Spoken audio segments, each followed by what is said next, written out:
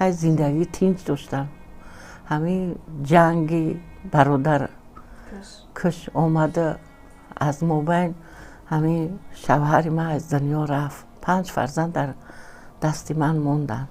گریزه شده خودی نمی قمسنگی هم طرف رفتیم. خیلی مثالی گب را بردن و گرانیسه افغانستان آدمایی که چیز داشتن چاره داشتن گذاشتن. ما با 5 فرزند خورد هیچ جو گذاشتم هیچی هم نداشتم. پیاده گریختیم. آدمو گریختن ما هم گریختیم. ای قفاشو هم طرف رفتیم.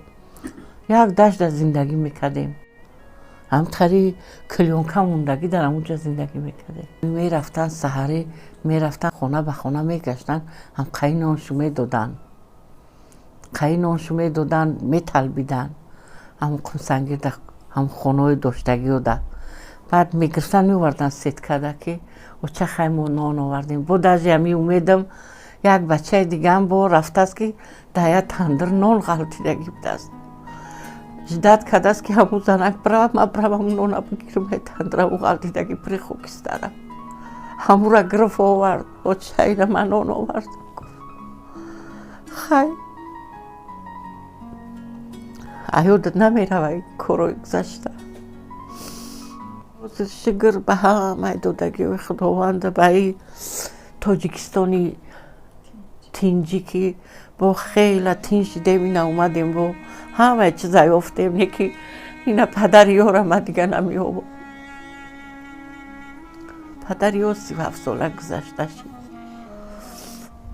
فقط زنکا را میگفتم کی میدونه که شوهر من زنده های من همینجا چیزی داشته باشم هدیه هم آدم میتونه که همین گوشوارا ما بیزد نه من میتونم به هم آدمی که بگه که شوهر تو در همینجا دیدیم که یکون کس میگه پناه گفت مادر همین آدم ها میدونستن که نفهمیدم که آدم ها میدونستن راست مادر نگفتن که این زنک زیق نشه برای کودکاش که 5 کودک در کلشه نگفتن مرا یکون همین گفتن کودکام هم نمیدونستن تا روزی که آمدیم اینجا کفتن زدن اینجا آمدیم گریزه آمدیم بعد کفتیم ده کوچه به کوچه کفتم با آوردن ما را و همین چی مثل خود فیضلی همین که بابوی سنگک فیضلی خودش آورد ما به همونجا را آوردن در همونجا خیلی با آوردن خانه به خانه تقسیم کردن.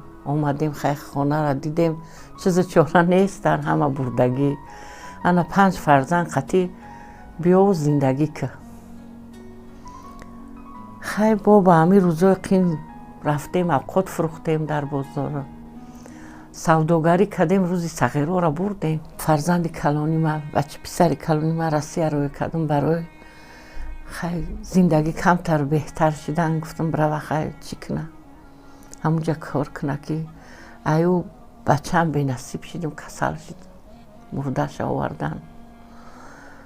خیلی با همه زندگی خیلی این بچه های دیگر را کلان کردیم اینا زن دادیم کار کردیم. خیلی با کمتا خیلی چند سال در ستانس پریلیمانی کروف کار کردم. چند سال در میتلوج به کگب 16 سال کار کردم. اینا وزیر که پنسیونر در خونه شدم. خبری مرگی همی شوهرم اومد که شوهر تا کشتم. بعد خستیم اومدیم خیلی در همینجا دیگه گفتن خیلی در همین گورتورگه همین شوهر ما باید بکنم بیام.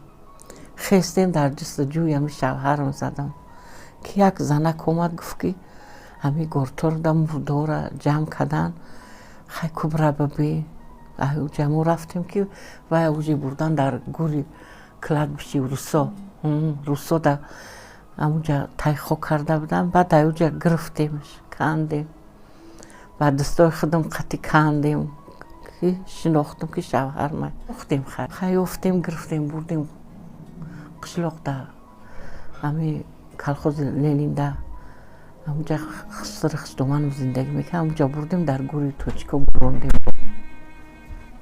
بعد ما 5 فرزند قطعی ماندیم. زندگی قین قطعی که او دوره خلیب 20 بعد رستمی بردی برای خلیب شده اوچرت میسودی در مغازین که کودکو تا ببری یگون اچرت بستن یگون خلی بگیره. اوه حیات خیلی نمی شعرها را برای تقدیرم در وقت خلگیم باشتم یا را با بخدم ایجاد کردم. گرچه در رفت زندگی به درد و به غم نیستم، در آدم و آدمگری از دیگران کم نیستم. نمیدانم چرا تقدیر چنین است، برایم زندگی دوستان قین است. به هر جای روم اشکم روان است، چی سازم که برایم جان شیرین است. نکن تهمت مرا ای دوست پاکم، گلی پاکم ولی چون زیر خاکم. همه شادن در این دنیا و یاران، منی شوربخت دل چاکم خاکم. خداوندا روزی مرا شاد گردان، مرا با طفلکانم آباد گردان. همه بر حال بختم طعنه دارند، مرا از تنها آزاد کن. خداوندا سری پستم بلند کن، مرا خوشبختترین این وطن کن.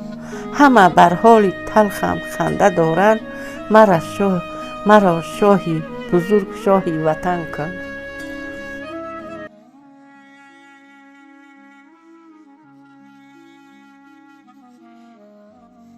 شکرانه امام علی رحمان که امروز در تاری سر ما هست. همین تاجیکستان پیشوا انا رابری کرده است. رحمت به پدر و مادرش که امروز همه تنجی شده است. تاجیکستانی ما آباد شده است.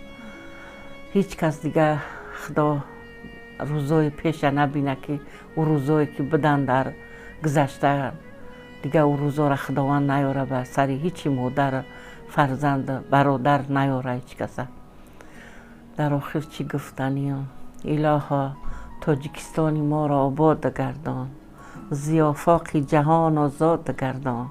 به حق آل اصحاب محمد همیشه خاطر همه یمی تاجیکستان شاد گردان.